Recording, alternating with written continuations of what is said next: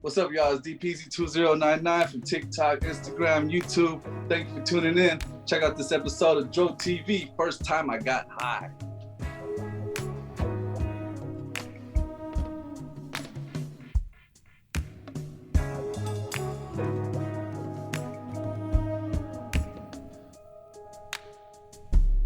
Welcome to My First Time, the show about your first time getting high on marijuana. I'm your host, Mike Freeman with Dro TV, and I'd like to welcome an awesome guest with us here today, DPeezy. What's happening? What's up? How you doing? I'm doing well. Thank you for coming on the show today. You can Yes, sir. find DPeezy. Man, he is crushing it right now. YouTube, Instagram, TikTok, DPeezy2099. Let everybody know a little bit about yourself, where you're located, and how you got into doing this. I'm DPeezy. I'm from Houston, Texas. I currently reside in Long Beach, and that's where I do most of my videos. I was locked up in 2020, got out in November, actually December, and I'm in this halfway house right now for probably a little bit longer than that, maybe a couple more months, hopefully, if all goes out well. But I started doing the videos because my son was showing me TikTok, and when I had gotten out, and I was like, "What is this?" And I would see it, and I was like, "Oh, I could do something like that." So then I kind of just started doing a lot of different things. And once I made the wet burrito, which what I used to make in the cell all the time, it just kind of went viral. And then I just started doing all the recipes and stuff, and it attracted a lot of attention. Nice. Awesome. Yeah. We were just talking 197 million views on YouTube in 1 year. I don't know if that's a record or not, but that's incredible, dude. Major props to you, man. That's like awesome stuff. So congrats to you. Thank you. We'll definitely get into some more of that stuff because I got a bunch of questions for you. But the show is My First Time, so we want to know about the first time you got high. Was it in H-Town? It was in H-Town. Okay, yeah. Tell us about it, please. So I had me and, like, I guess my best childhood friend. We did everything together, right? Yeah. So I was playing football, he was playing football, and we didn't really we weren't into the big smoking scene and cigarettes or nothing like that. And we're playing basketball, and then we're about to go get something to eat one day. And then so we're riding our bikes. I was like 16, riding our bikes, and then he worked at Chuck E. Cheese at the time. And I guess one day one of his coworkers, he had gotten some weed or something. And so we're cruising, and he was like, "I got something for us when we get bored." And I was like, "What are you talking about?" He was like, "Don't worry about it." I'm like, "What are you talking about?" So I kept asking him. And then we went to go eat. Then later on, I was like, "I'm bored. What you got?" And then he was like, he showed me, but it was like stress, back in the day, it was like a big old Swisher Sweet rolled 2.5 grams for like $5. So it wasn't the strongest, but your first time is gonna give you a head change. So we go to our other friend's house who plays basketball, and his dad was there. So we wanted to smoke somewhere. We just decided to climb on top of his roof. And at first I was like, "No, I'm not gonna do it." And he was like, "I already tried it." And I was like, "For real? How does it feel?" I'm asking him how it felt and everything. And then so I ended up saying, "Okay, I'll do it." Then we go on top of his roof, and we're sitting there, and he lights it up. And he takes the first puff, and then he's like, and just throws up all over the roof. I was like, "Oh, man." And then he gave it to me, and I started coughing. I was coughing loud too.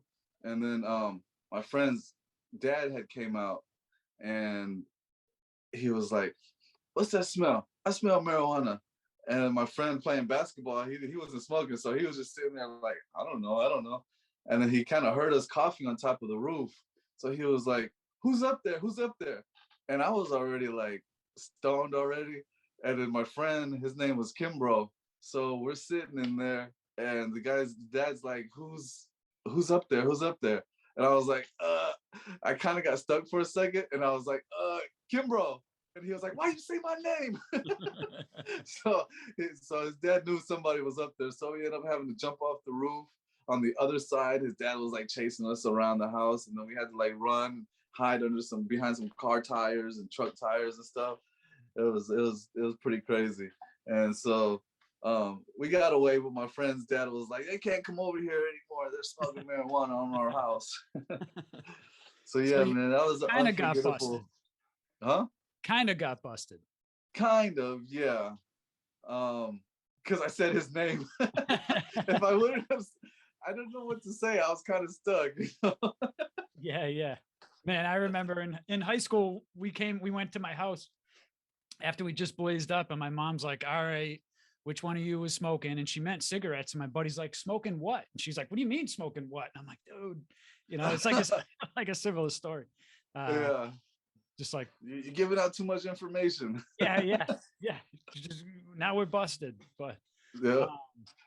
So dude, what did you start first? Was it TikTok? Is that what you started putting? Yeah, I started TikTok first, and I just stay consistent with it, and I was posting to YouTube, but not as much. I should have did more at the time, but it really just picked up. Like, I guess one of the recipes that I had put on YouTube kind of blew up, and all of a sudden all the other videos I had blew up. Wow. So I got 1.3 million on TikTok, and that's kind of where I started. So I got to keep up with that. I do Facebook too, but it's my full name, Daniel Fights Isong. For some reason, Facebook doesn't let me put DPeezy 2099. I don't know. It's kind of weird. I got to figure it out. Okay. Yeah, you probably got to create like a business page or something, and then all the headaches that come with that. So yeah, because it's like first and last name. So I can put like DPeezy on the first name or 2099. But they didn't even let you do that. So yeah. Facebook is what it is, right? Right. So all it took was that one video to really like get the other ones going viral, right? Yeah, I mean, I had like a couple different videos hit like 300,000 views, and it would just stop, But I think it was the gumbo I made, jailhouse style. It just that or cheesecake or something, but it just like started going up so fast, and then I started noticing all my other videos were just blowing up, million views, 4.5 million, and every time I check, it would be higher and higher. And it was cool. I got a lot of great feedback, people being supportive. They were, asking me to tell my story and stuff. So I started posting some stuff about my story, and I'm gonna keep doing it. That's great. Yeah, you're awesome at doing it. So yeah, please keep doing it. Because thank you. I realized yesterday that from my personal page, I was like watching and liking all the videos, and I'm like, shit, we got to go on the business page and make sure we're subscribed and everything, because that's where we came across you, and then we reached out. And thanks for coming on, dude. This is awesome. So, yeah, no problem. I appreciate you following and everything as well. Yeah. Do you have a culinary background, or is this something you picked up, when you were inside? No, I don't have a culinary background. Okay. It was just like the thing is, I've been to the TDC in Texas. Okay. And then I've been to Orange County Jail, and then LA County. And that's where I'm like, this last time I was like, man, I'm done. I kind of like stopped, I kind of cut off all my other friends. I just keep them at a distance. I had to set the boundaries, because I have my son in my life, and he really looks up to me. But all those other jails, they all did similar things, but different ways, because they have different ingredients. Sure. Almost the same ingredients, but sometimes they have a little extra, somewhere here or there. And they call them different things. So I just kind of put everything out on the videos that I've learned from all those different jails. It's weird, but I'm trying to turn a negative into a positive and absolutely move forward. Yeah. And I don't know if anyone else is there listening to your business, but are you starting to make some money off of this? Yeah, actually, it's become TikTok was slow. TikTok, their pay is low, but I mean, I was getting by.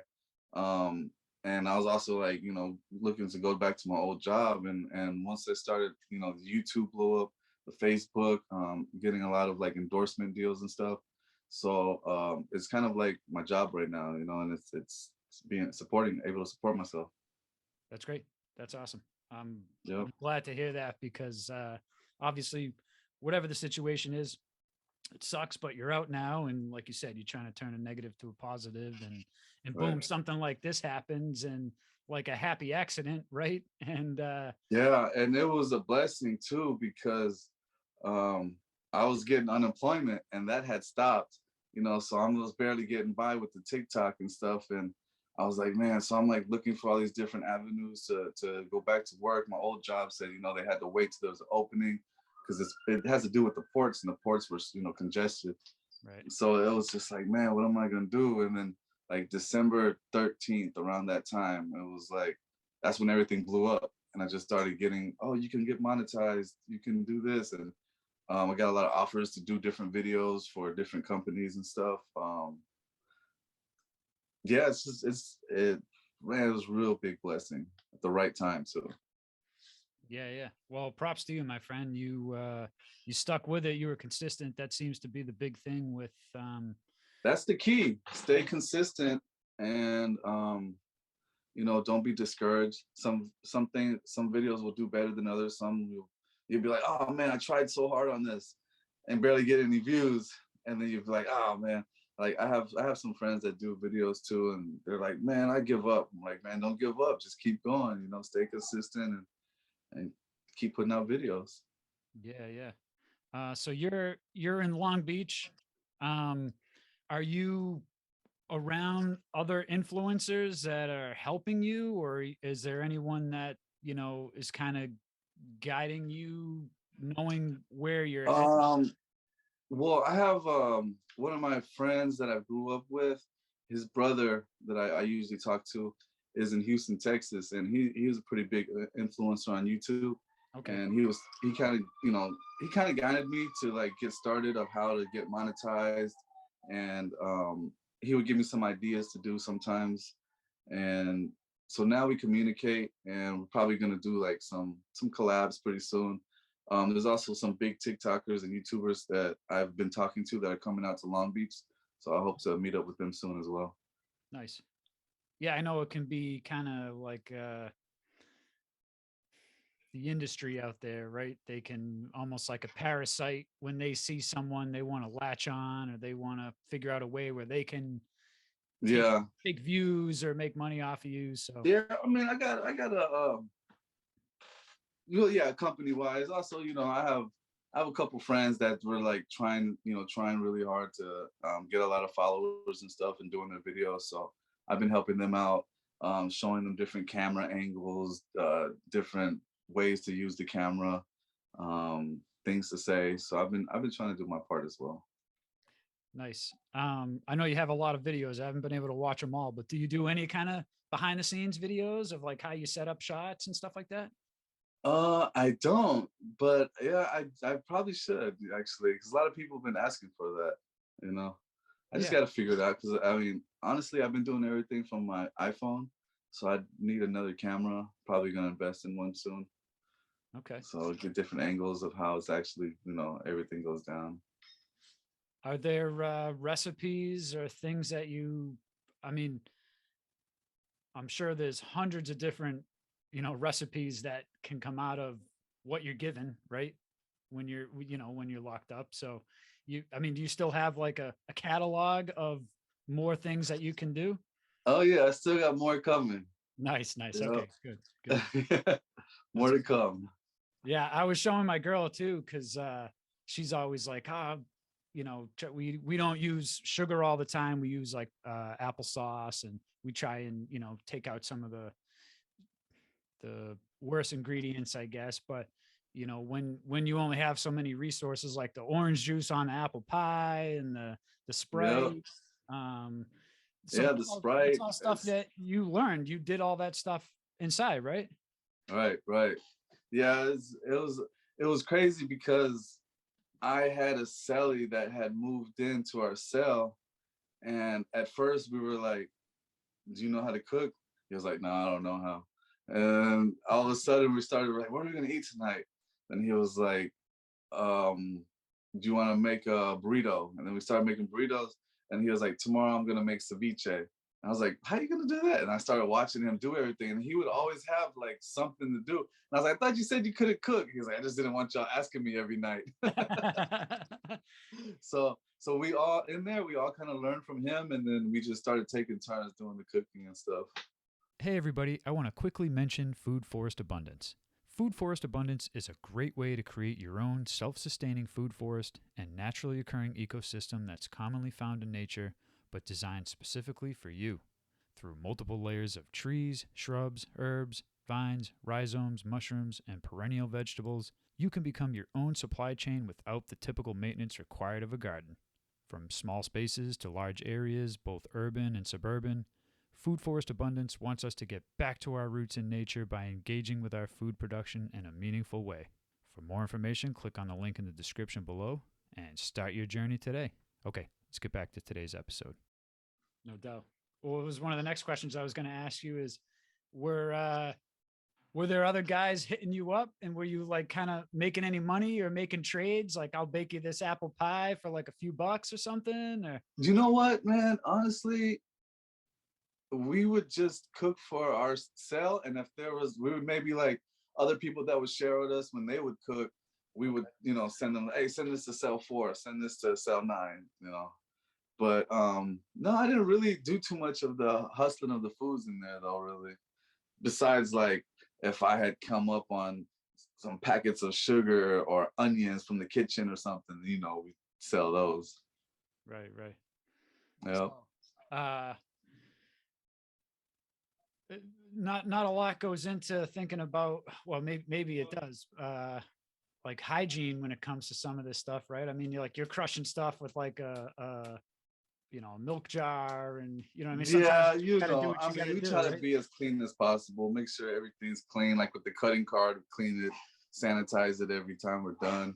But it's only with some Irish Spring soap or something that you're gonna clean it with. They do give you they give you chemicals to clean the cell and stuff, like twice a week, so you can clean the toilets and everything. But it was clean for what we were dealing with. It wasn't like total mess and everything, but we would try to be as clean as possible. No doubt. Well, the format of your videos is awesome.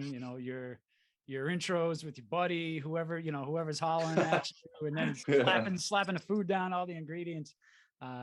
It's perfect. So, You know why we do that is because there was 4 of us in the cell, and whenever they'd be like, "What you want to eat?" and they'd be like, "Well, what do we have?" So we'd all reach into our bags and we would throw it on the middle of the floor right there. And once everything was out there, he'd be like, "Okay, does anybody have this? We can make this." So we'd be like, we'd look at everything we'd have and we'd be like, "Okay, well, this is what we can make. Let's do it." So that's how I kind of do it at the beginning of the videos, throwing everything on the ground, seeing what we have, and then slamming it and stuff. Nice. What was the first thing you ate when you got out? Oh man, honestly, for some reason they picked me up to go to the program, and they're like, "What do you want to eat?" And I had told them I just wanted some McDonald's, and they're like, "Really?" And I was like, I wanted a real burger, some fries, and a McDonald's Sprite, and that made me happy. That was the first thing I ate. Nice, awesome. But but when I was in there, I was craving sushi a lot, so I did end up getting some sushi later on too. Nice. When I had the chance. This next one's a 2-part. What was the best thing you came up with, and the worst thing you came up with? The best thing, my favorite, is my cheesecake. It really tastes like some authentic cheesecake with the graham crackers or the cookies, and with the cream cheese and everything. So it was really, really on point. And the worst thing, now it doesn't have to be like the worst tasting, but maybe like you made it with an ingredient where you were like, next time we gotta take that out and mix something else in there. Like, Oh, that's a tough one. you remember spitting Oh, anything back up? there was the ones that I made, the Toasty Locos, Okay. where it had like the peaches in it. It was the with the pork rinds moistened down and stuff, and with the homemade chamoy sauce. It's supposed to be a certain fruit in there. I forgot the name of it, but I tried it with the peaches and it was too sweet. Okay. So that one I definitely got to change up. So what do you make for food now? I mean, you still sometimes like, it's just easier to do it this way, or I mean, do you cook on a regular basis now? Yeah, I mean, we get what we can because I have other roommates here, and we see what we could do, but we could order out. But honestly, I still have people that are like, just yesterday, he's like, "Hey, got some hot Cheetos, I got some chicharrones. Can you make me a spread?" I was like, "All right, I got you." So it still comes around often, and a lot of people, they see my videos that are here too, and they're like, "Hey, when are you gonna make me some? Make me some." So I get Yeah, that it's a lot. a curse now. It is a gift and a curse. Yeah, yeah. You get recognized when you're out at all? Oh yeah, all the time. Awesome. And I take pictures with a lot of people. Sometimes I went to the park this other day, and a lot of kids had recognized me, so I ended up throwing a football around with them. Awesome. Took some pictures yesterday at Albertsons. I had, one person would take a picture with me, and another one come out. Oh, can I get a picture? Can I get a picture? It was pretty cool. Try to interact with everyone I can. Yeah, yeah. And it must be like, positive reinforcement for what you're doing. Yeah, it is. It's almost like a motivation. Yeah, awesome.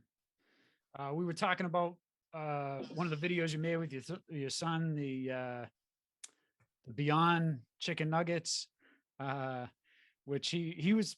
I don't know if that was the first video he was in or not, but he's definitely No, showing the some. first video we did was these Takis lollipops, and he told me to get them and do a video, and I was like, oh, that's a good idea. And then I had got them, and then I was like, I'm gonna do the video now. And he was like, can I be in it? And I was like, really? And he was like, yeah. So I was like, all right, I'm gonna say bussin', you say disgusting. Let's check them out and see if they're bussin' or disgusting. And then we did it, and he liked it, and sometimes when I'm like, okay, I'll make a video, he'll ask me again, can I be in it? And I'm like, okay. So and a lot of people love him too. His friends recognize him, so he's starting to really get into it now. Nice. Was that the first Busted or Disgusted with him? With him, it was with the Takis lollipops. Yeah. Nice. Awesome. Yeah, and then when we did the Beyond Chicken Nuggets, I swear I had started the video like, I'm gonna say this is beyond disgusting. But when he ate it, he said it was good, and then I tried it. I was mind blown. I was like, "These really taste like chicken nuggets." So that kind of changed. That kind of switched up midway through the video. Yeah, yeah, yeah. Cool. Well, dude, I can't recommend your videos enough. Everybody watching this, all the links, YouTube, Instagram, TikTok, they'll all be below. We'll get to Facebook as well. Awesome. So yeah, definitely go follow DPeezy. I guarantee you'll get a chuckle and maybe even figure out a new way to make some. Maybe you got a bunch of stuff left in the cupboard and you're like, what can I do with this stuff? Right? Yeah, you can make something with it.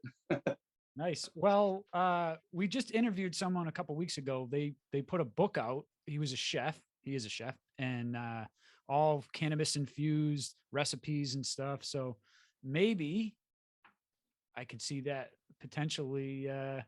Possibly down the line. Yeah. Yeah, I think that might be a good look, especially since I don't see anyone else doing what you're doing. So maybe need to strike while the iron's hot, right?